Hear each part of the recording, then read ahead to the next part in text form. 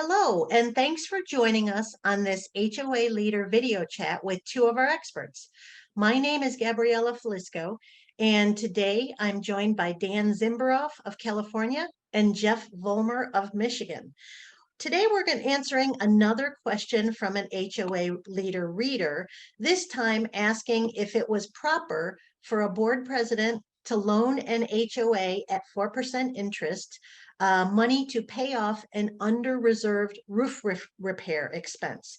The governing documents say loans are permitted from financial institutions, and the loan was secured by the HOA's future income and assessments.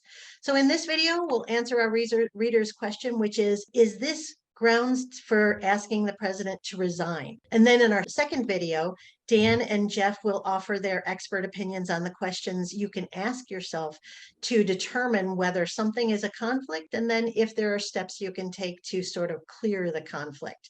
So just a note, our experts are providing insights based on the laws in their state. This video is intended to provide you general guidance you can use to help you when you approach the experts in your state. So with that in mind, Dan, what do you think of this president's actions? Well, first, I just want to thank you, Gabrielle, for inviting me here. I look forward to working with Jeff here and answering the questions. As is often in the HOA land, rarely is there just a distinct black and white answer. Sometimes you have to look at other factors. First and foremost, when looking at a conflict of interest, you absolutely need transparency. So we need all the factors.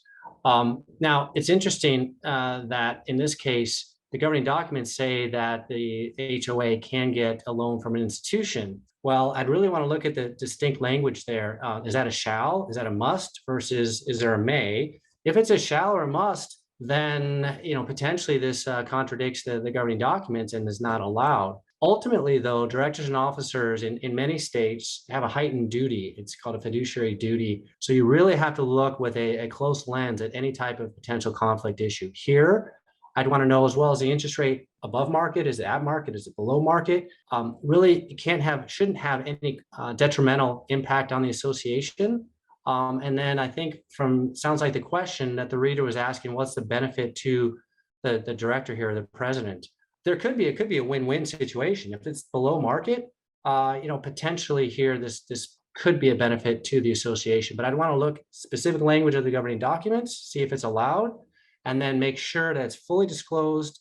And then lastly, once again, make sure there's no detrimental impact. And as to whether or not the president should be asked to resign, the mere fact that he may be offering it, that's pretty harsh.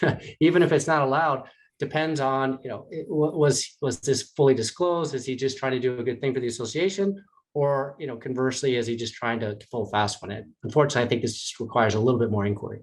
Jeff, tell us what you think. Yeah, Dan, great summary on that. And I think if we set aside this idea of whether the director is a financial institution, in Michigan, I believe that this would probably be acceptable on its face.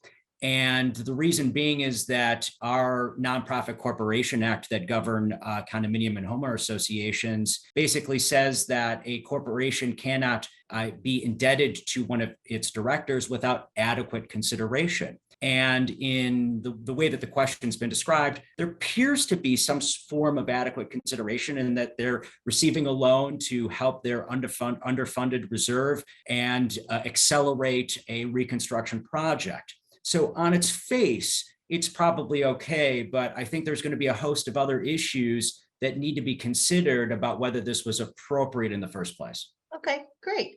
Well, thanks, Dan. Thanks, Jeff. And listeners, we hope you'll join us again next month.